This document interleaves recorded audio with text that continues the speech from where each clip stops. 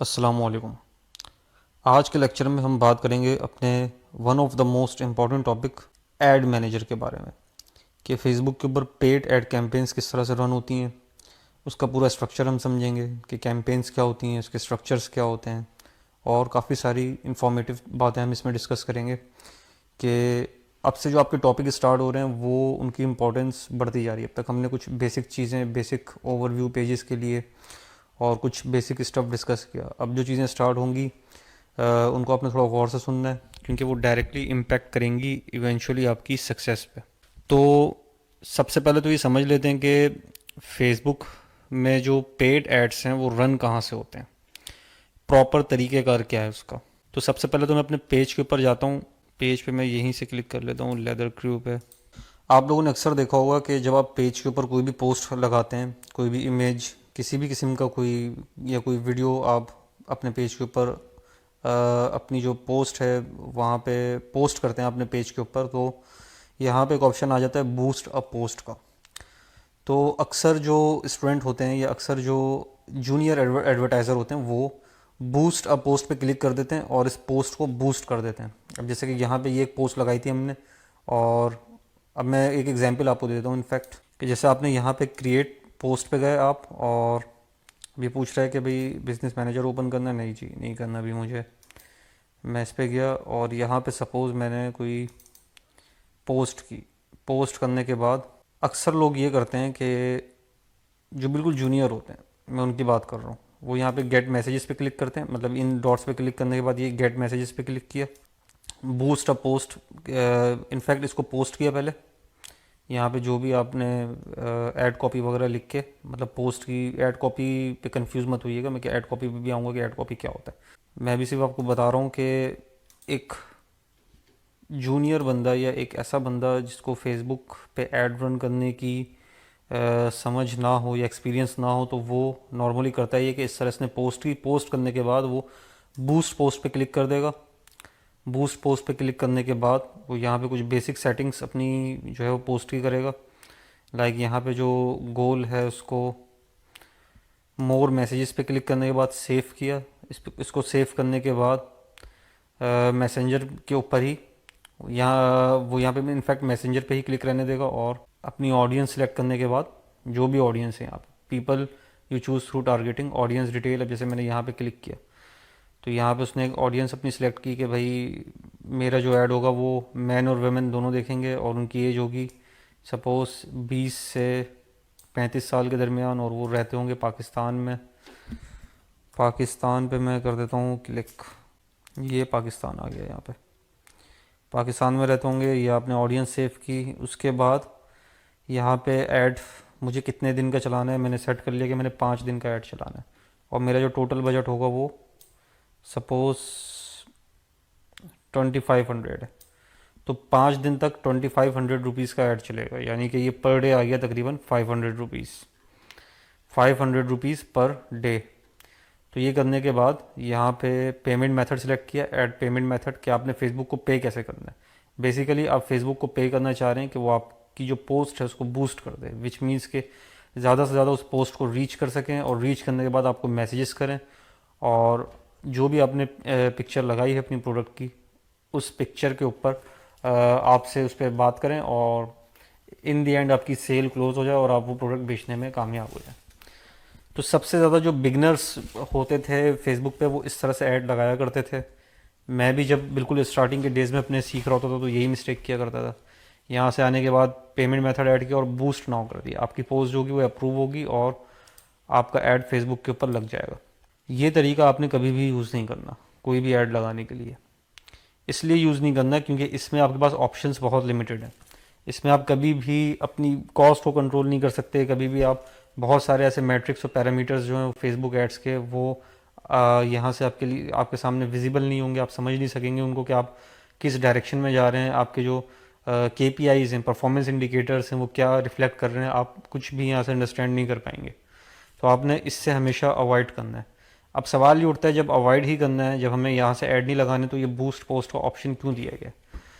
देखिए, फेसबुक ये चाहता है कि फेसबुक के ऊपर एडवर्टाइज़ करना बहुत आसान हो एक आदमी के लिए, कि जो बिल्कुल नया है फेसबुक के लिए, क्योंकि फेसबुक को मकसद है पैसों से।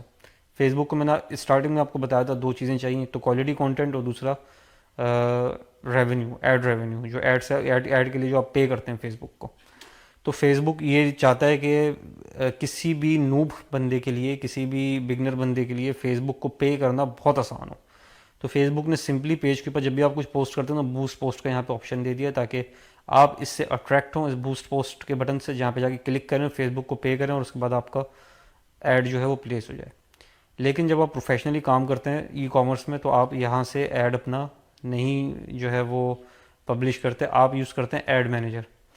ऐड मैनेजर पे जाने के लिए का जो तरीका है वो ये है कि आप यहाँ से अपने पेज पे देखें, ये ऐड सेंटर लिखा हुआ है, आप इस ऐड सेंटर पे जाएं। ये एक तरीका मैं आपको बता रहा हूँ। और ये ऐड सेंटर पे आने के बाद जब आप यहाँ पे देखेंगे, ये 3 डॉट्स आपको नज़र आएंगे टूल्स पे, आप इस पे क्लिक करके विजिट्स ऐड मैनेजर के ऊपर क्लिक कर दें। एक तरीक़ेकार ये। दूसरा तरीक़ेकार ये है कि आप फ़िलहाल इसको बंद करें पेज को, और ये यहाँ पे देखें, आपका ये होम पेज इस वक्त खुला हुआ है। आप होम पेज पे देखेंगे तो यहाँ पे आपको एड्स मैनेजर नज़र आएगा। इस एड्स मैनेजर पे आप क्लिक कर दें। जैसे ही आप क्लिक करेंगे तो आपके सामने पर्सनल ऐड मैनेजर खुल जाएगा। इसको मैं पर्सनल ऐड मैनेजर क्यों कह रहा हूँ, क्योंकि फेसबुक पे जब आप ऐड पब्लिश करते हैं तो वो उसके लिए 2 एरियाज़ होते हैं। एक होता है आपका बिजनेस मैनेजर, एक होता है आपका personal add account.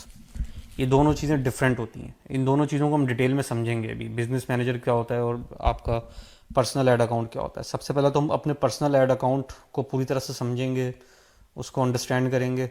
Business manager में कुछ एक्स्ट्रा ऑप्शंस होते हैं हमारे पास, स्पेशली जब आप मल्टीपल ऐड अकाउंट्स मैनेज कर रहे हो, आप जो है वो मल्टीपल पेजेस मैनेज कर रहे हो, मल्टीपल यूज़र्स हों उसमें, तो और इसके अलावा आपके पास कह लें कि मल्टीपल वेबसाइट्स हों, मल्टीपल पिक्सल यूज़ कर रहे हो आप। पिक्सल का मुझे पता है आपको अभी ज़ाहिर कॉन्सेप्ट नहीं पता कि पिक्सल क्या चीज़ है, लेकिन वैसे ही मैं आपको बता रहा हूँ कि जब आपके ऑपरेशंस बढ़ जाते हैं, जब आप मल्टीपल एरियाज़ में काम कर रहे होते हैं, मल्टीपल पेजेस के साथ, मल्टीपल ऐड अकाउंट के साथ, मल्टीपल वेबसाइट्स के साथ, मल्टीपल पिक्सल्स के साथ, मल्टीपल क्लाइंट्स के साथ, तो वहाँ पे आपको यूज़ करना होता है बिजनेस मैनेजर। जब आप इनिशियल लेवल पे होते हैं, बिल्कुल बिगनर लेवल पे, जब आपका एक ही स्टोर हो, एक ही ऐड अकाउंट आप यूज़ कर रहे हो, एक ही आप जो है वो सिंपल आप कैंपेन कोई रन कर रहे हो, आप जो है वो कन्वर्जन कैंपेन रन ना कर रहे हो, तो आप उसके लिए मैं प्रेफर करता हूँ कि आप अपना पर्सनल ऐड अकाउंट ही यूज़ कर सकते हैं। सजेस्टेड ये है कि आप बिज़नेस मैनेजर यूज़ करेंगे, लेकिन आप पर्सनल ऐड अकाउंट भी यूज़ कर सकते हैं, इसमें कोई ऐसी प्रॉब्लम की बात नहीं है।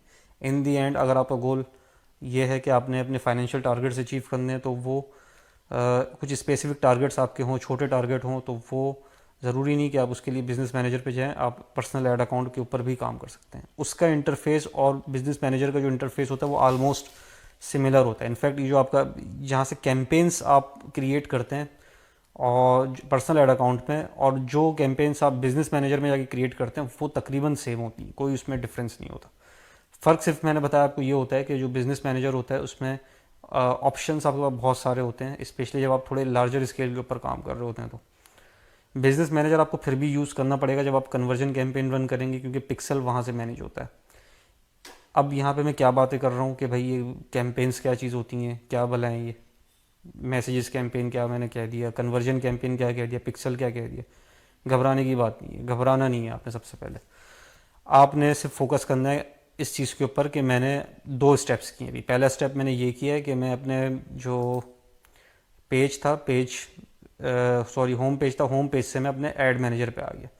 ऐड मैनेजर पे क्यों आया हूँ भाई? इसलिए आया हूँ ताकि मैं ऐड रन कर सकूँ फेसबुक पे। इतनी सी बात आपने अभी याद रखनी है। जब आप ऐड मैनेजर पे क्लिक करेंगे तो आप अपने पर्सनल ऐड अकाउंट में आ जाएंगे और उस ऐड अकाउंट से आप ऐड रन कर सकते हैं।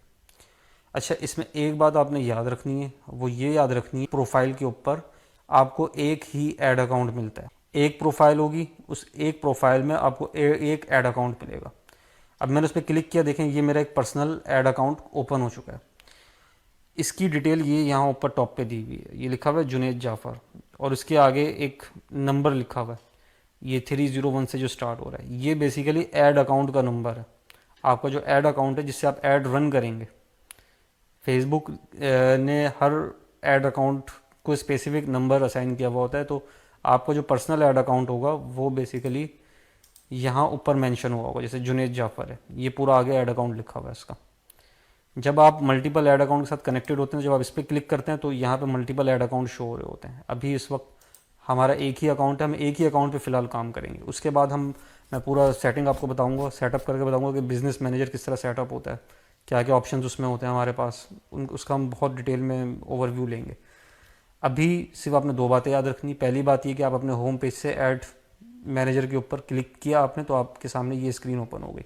क्यों ओपन की? इसलिए ओपन की क्योंकि यहाँ से हम अपने एड्स रन करेंगे। ऐड रन करने का दूसरा तरीका जो था, जो बेसिक वाला तरीका था, वो मैंने बताया था, जो आप पोस्ट को बूस्ट करते थे, वो तरीका आपने कभी भी यूज़ नहीं करना। अब हम थोड़ा सा समझते हैं, इस इंटरफेस का थोड़ा सा ओवरव्यू ले लेते हैं। मैं मोस्टली बात करूंगा इस कैंपेन के स्ट्रक्चर की, कि जो आपका ऐड कैंपेन आप क्रिएट कर देंगे, इसका स्ट्रक्चर बेसिकली क्या होता है। लेकिन उससे पहले थोड़ा सा ओवरव्यू ले लेते हैं, डिटेल में भी इसको समझेंगे भी, लेकिन थोड़ा सा ओवरव्यू अभी ले लेते हैं। लेकिन जब मैं इस पर क्लिक करूँगा तो मेरे पास मल्टीपल ऑप्शंस आ जाते हैं। ऐड कैंपेन का स्ट्रक्चर समझने के बाद हम one by one in options के ऊपर भी जाएंगे, और जो इंपॉर्टेंट ऑप्शंस हैं, सारे ऑप्शंस आपको समझने की और बहुत ज़्यादा डिटेल में इनफैक्ट जाने की ज़रूरत भी नहीं है। जो आपके काम के ऑप्शंस हैं आप उन पर ज़्यादा फोकस करेंगे।